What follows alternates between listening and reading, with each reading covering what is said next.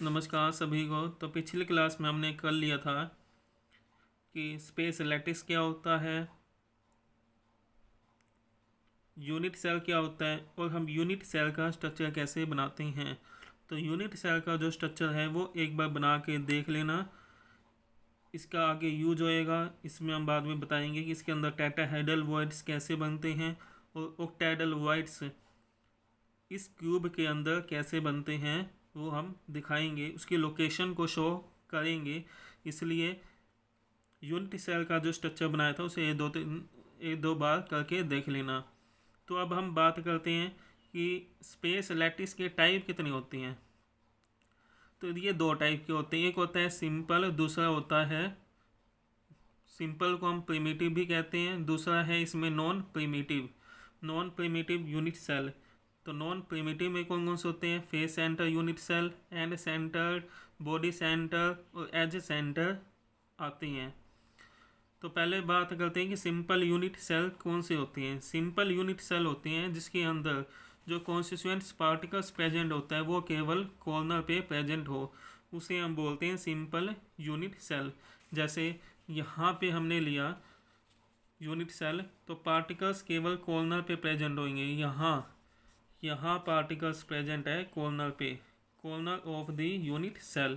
तो यदि हम इसमें क्यूब बना के देखें, क्यूब का स्ट्रक्चर बनाते हैं ओनली, तो सिंपल के अंदर जो पार्टिकल्स प्रेजेंट होंगे वो केवल कॉर्नर पे प्रेजेंट होते हैं, ओनली कॉर्नर। अब है कि नॉन प्रिमिटिव यूनिट सेल क्या होते हैं? ऐसे सेल जिसके अंदर पार्टिकल्स कॉर्नर पे प्रेजेंट होते हैं, साथ में अदर पोजीशन पे प्रेजेंस हो सकती हैं, चाहे वो एंड सेंटर हो, फेस सेंटर पोजीशन हो, बॉडी सेंटर हो या एज सेंटर हो। तो सिंपल हो गए जहाँ पार्टिकल्स कॉर्नर में प्रेजेंट होते हैं उसे हम बोलते हैं सिंपल। नॉन प्रिमिटिव जिसमें पार्टिकल्स कॉर्नर पे भी प्रेजेंट होते हैं और साथ ही साथ they are also present some other place पे भी प्रेजेंट होती हैं। अब इसमें बात करते हैं फेस सेंटर। पार्टिकल्स कॉर्नर पे प्रेजेंट होंगे, फेस पे होंगे।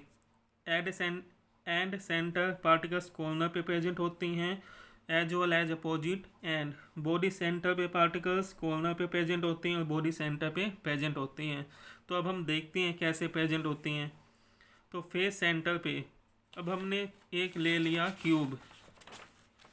क्यूब हम ले लेते हैं सिंपल।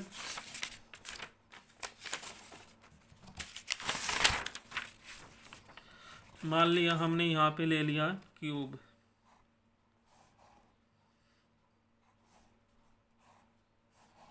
पार्टिकल्स कहाँ प्रेजेंट है? फेस पे। अब इसके कितने फेस बने? इसके 6 फेस बनेंगे। कौन कौन से? एक ये फेस है, एक यहाँ वाला फेस है, एक ये आगे वाला फेस है, 4, एक इसके पीछे वाला फेस है, एक ये फेस है, एक यहाँ फेस है। तो टोटल कितने फेस बनते हैं क्यूब में? 6। तो पार्टिकल्स कहाँ प्रेजेंट हो? फेस सेंटर पे। अब तुमने क्या करना है, अब ये फेस बन गया, देखो यहाँ, इसका सेंटर कहाँ है? इसका सेंटर यहाँ होगा, सेंटर ले लो इसका। अब इस वाले का सेंटर कहाँ होगा? यहाँ। इस वाले का सेंटर कहाँ होगा? यहाँ मान लो, या यहाँ मान लिया। अच्छा, इस वाले का यहाँ, इस वाले का सेंटर यहाँ, इस वाले का सेंटर यहाँ। तो पार्टिकल्स कहाँ प्रेजेंट होते हैं? Particles present on the face centre. Face के सेंटर पे पार्टिकल्स प्रेजेंट होते हैं जिसे हम फेस सेंटर बोलते हैं। बॉडी सेंटर में पार्टिकल्स कहाँ प्रेजेंट होती हैं? बॉडी के बीच में प्रेजेंट होते हैं। इसको हम आगे भी एक्सप्लेन करेंगे। एज सेंटर पार्टिकल्स कहाँ प्रेजेंट होते हैं? जो क्यूब की एज है उसके सेंटर पे, इसका सेंटर ले लिया एज का, उसके सेंटर पे पार्टिकल्स प्रेजेंट होते हैं, उसे हम बोलते हैं edge centre. End centre particles हम किसे बोलते हैं? Particles are present on the opposite end. Face centre है, सिमिलरली दो अपोजिट एंड यदि हम ले लेते हैं तो उसे हम बोलते हैं एंड सेंटर। तो ये फेस सेंटर के अंदर क्यूब का इसका सेंटर ले लिया हमने, यहाँ इस वाले का सेंटर हो गया, यहाँ सेंटर। तो ये फेस सेंटर क्यूबिक हमारे पास बन जाती हैं। तो टाइप ऑफ लैटिस एक सिंपल टाइप के होते हैं, दूसरे होते हैं नॉन प्रिमिटिव टाइप्स। अब हमने बताना है कि calculation of the number of particles per unit cell. एक सेल के अंदर, यूनिट सेल के अंदर कितने पार्टिकल्स प्रेजेंट होते हैं। मीन्स जो ये सिस्टम्स है अभी हमने बनाया, ये क्यूब बनाया था, इस क्यूब के अंदर कितने पार्टिकल्स प्रेजेंट होती हैं। पहले हम बताएंगे फेस में कि सिंपल क्यूबिक में कितने प्रेजेंट होते हैं। फिर यदि फेस में बताया था कि पार्टिकल्स क्यूब में प्रेजेंट और फेस में प्रेजेंट है तो कितने टोटल पार्टिकल्स हो गए। बॉडी सेंटर में पार्टिकल्स बॉडी में प्रेजेंट है तो कितने पार्टिकल्स हो गए। तो इस तरह हमने सभी में टोटल नंबर ऑफ पार्टिकल्स बताने हैं। तो पहले हम बताते हैं सिंपल के अंदर। सिंपल के अंदर पहले हम बताते हैं contribution of the atoms. Corner पे कंट्रीब्यूशन कितना होता है, फेस पे कंट्रीब्यूशन कितना होता है, बॉडी सेंटर पे यदि कोई एटम है प्रेजेंट है, एटम है तो उसका कंट्रीब्यूशन कितना होगा, एज पे कंट्रीब्यूशन कितना होगा। तो पहले हम बात करते हैं कॉर्नर की। कॉर्नर के अंदर कंट्रीब्यूशन कितना होगा ये हम देखते हैं। तो यहाँ हम देखते हैं यदि हम, ये हमारे पास है यूनिट सेल जो कि 8 से बना हुआ है। हो सकता है कि ये ऐसे यहाँ भी बने हो, सभी जगह बने हुई हो सकती हैं। तो ये पूरा स्पेस लैटिस बन जाएगा।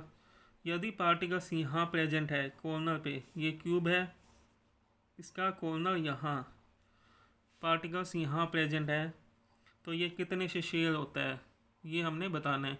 तो एक क्यूब यहाँ था, एक पीछे, एक यहाँ, एक आगे और 4 ऊपर है। तो टोटल ये कितने क्यूब से सराउंडिंग है, 8 क्यूब इसके चारों तरफ है। यदि 8 क्यूब है तो इसका एक पार्टिकल्स का कॉर्नर पे कंट्रीब्यूशन एक तरफ कितना हो गया, कंट्रीब्यूशन हो गया 1/8। तो 1/8 कॉर्नर पे कंट्रीब्यूशन हो जाएगा। उसके बाद हम बताते हैं फेस पे।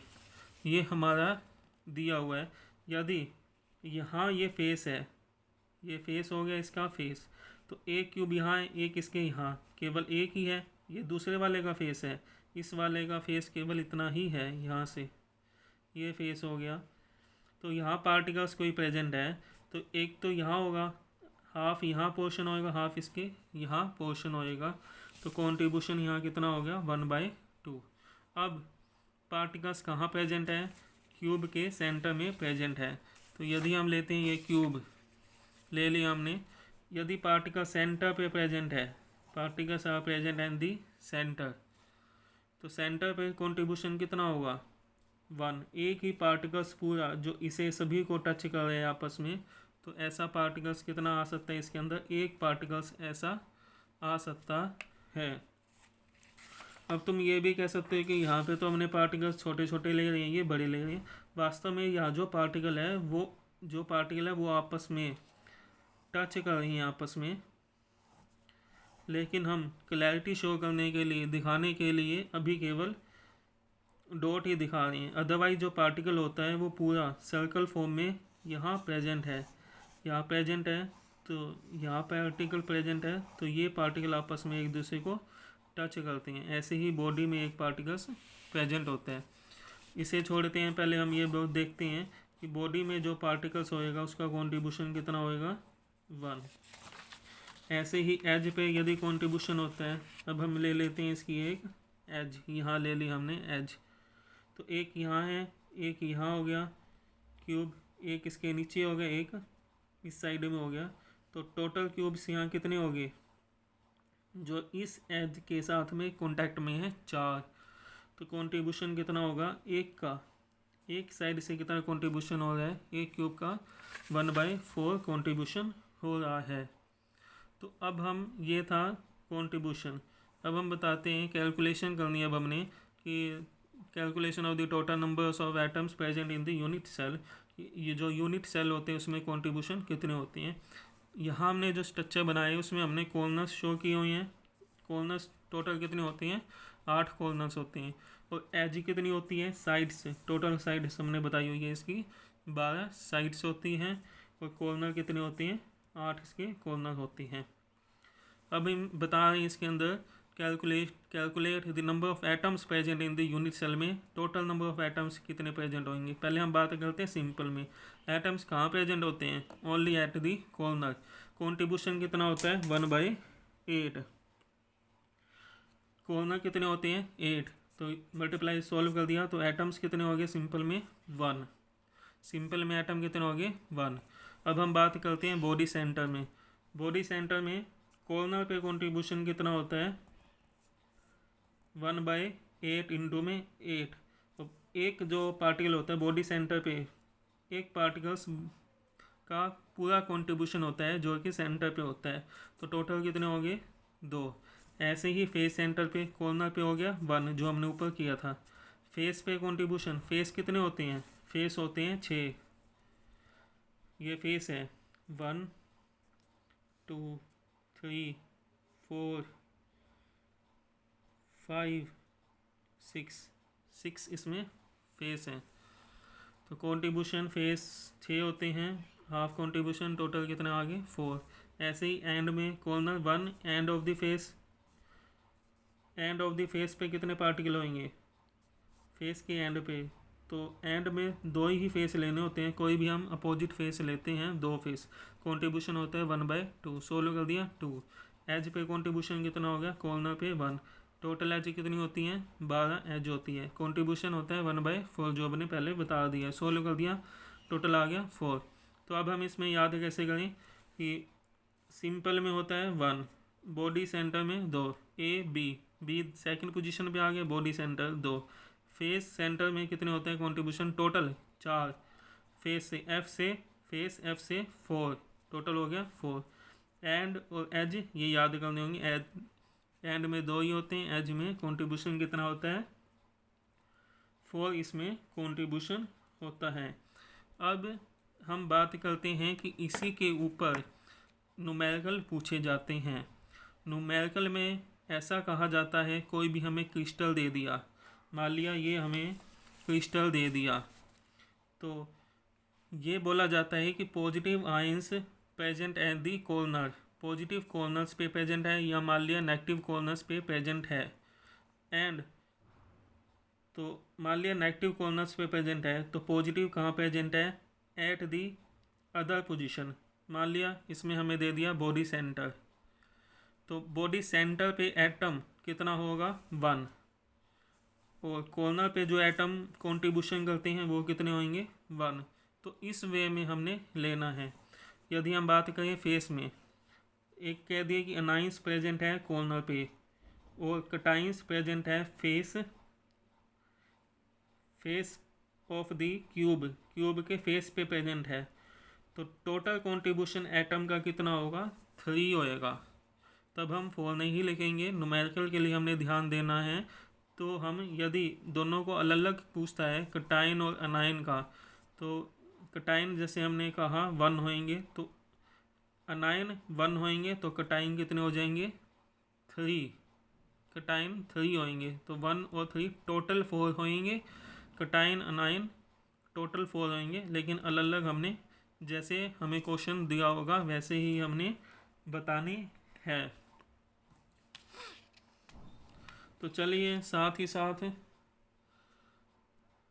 न्यूमेरिकल भी सॉल्व कर लेते हैं। तो न्यूमेरिकल हम यहाँ पहले हमने न्यूमेरिकल लिख लिए हैं ताकि हमें थोड़ा सा आसानी हो जाए। तो पहले देखो इसमें कहता है ये कंपाउंड फॉर्म बाय एलिमेंट ए और बी। एक कंपाउंड ए और बी से बना हुआ है जिसका क्यूबिक स्ट्रक्चर है। उसके बाद कहता है A atom are at the corner, A corner पे प्रेजेंट है, B atom at the face centre, B face centre पे है। इसका फार्मूला बताओ। तो फार्मूला बताने के लिए सिंपल ही है, हमने लिखा ए बी। ए पे कितने एटम हैं कॉर्नर पे कितने एटम प्रेजेंट होते हैं 1। उसके बाद B atom at the face centre पे कितने एटम हो गए 3। टोटल तो 4 होते हैं, लेकिन यदि हमें दिया है फेस सेंटर पे ओनली तो हम 3 बताएंगे, 4 नहीं बताएंगे। तो इसका फार्मूला बताना है। फार्मूला सीधा लिख दिया हमने A B 3। तो ये हमने फार्मूला इसमें बताना है, ऐसे हमने इसको सॉल्व करना है। समझ में आ गया होगा। ए लिखा, बी लिखा, जितना दिया हुआ है उसके नीचे लिख लिया, फार्मूला बना दिया, बस यही हमने करना है। अब हम बात करते हैं सेकंड क्वेश्चन की। ये कहता है कि हमें एक सॉलिड दिया हुआ है एक्स और Y, Y are present at the corner, Y corner पे है, और B at the body centre, B body centre पे है। तो हमें दिया हुआ है एक्स वाई।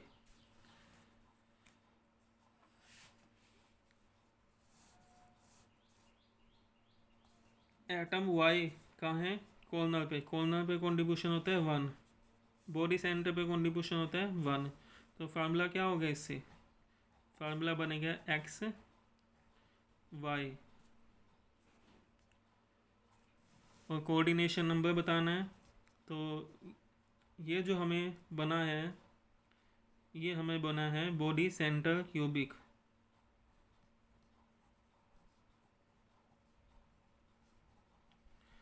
तो कोऑर्डिनेशन इसमें होता है 8।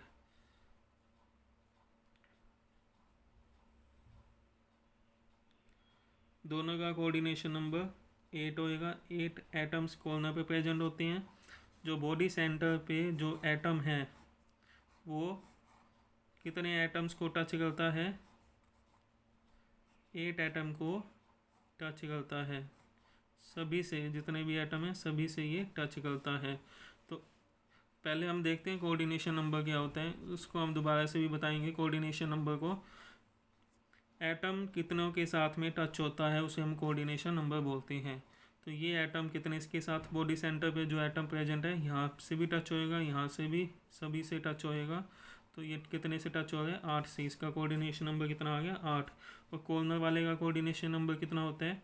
8। तो ये जो एटम है वो भी कितने से टच होता है? 8 से। तो दोनों का 8-8 आ गया। यदि हम रेशो की बात करें तो इसका रेशो आ जाएगा 1:1। तो ये क्वेश्चन हमने कर लिया। अब हम नेक्स्ट क्वेश्चन करते हैं।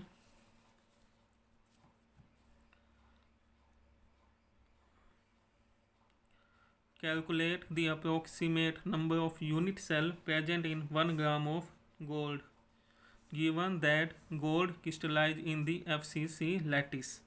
FCC लैटिस दिया हुआ है हमें। तो टोटल एटम कितने आते हैं? 4 एटम आते हैं FCC में। यूनिट सेल कितने बनेंगे? तो पहले हमें एटम्स निकालने पड़ेंगे। 1 ग्राम ऑफ गोल्ड में कितने एटम्स होंगे? तो हमारे पास है यहाँ 197 ग्राम्स में कितने एटम्स बनेंगे? इतने एटम्स बन जाएंगे। तो 1 ग्राम्स में कितने एटम्स बनेंगे?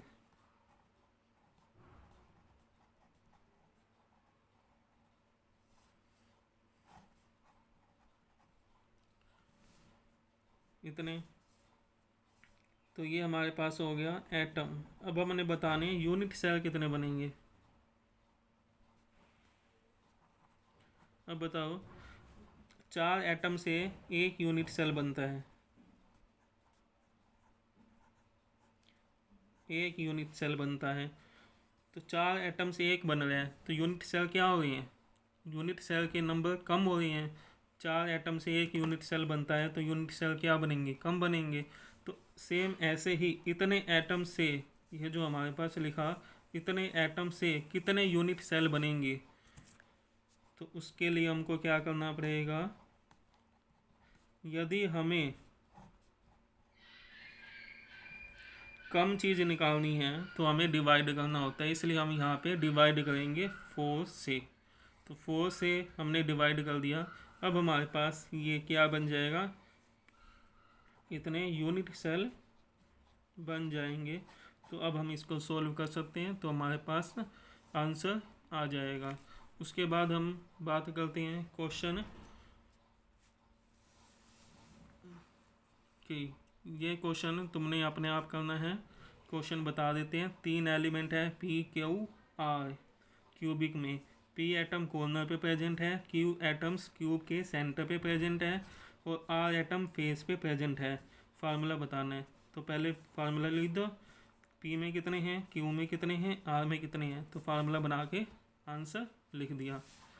उसके बाद हम बात करते हैं पोटेशियम क्रिस्टलाइज इन BCC।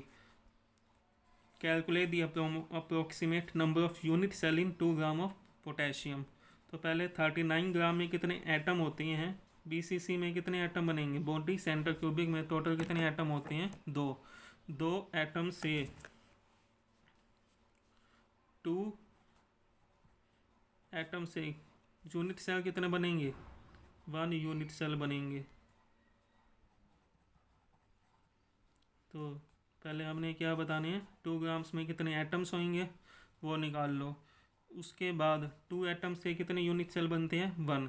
तो यूनिट सेल कम बनेंगे तो हमें क्या करना पड़ेगा, डिवाइड, जैसे हमने पहले क्वेश्चन किया था।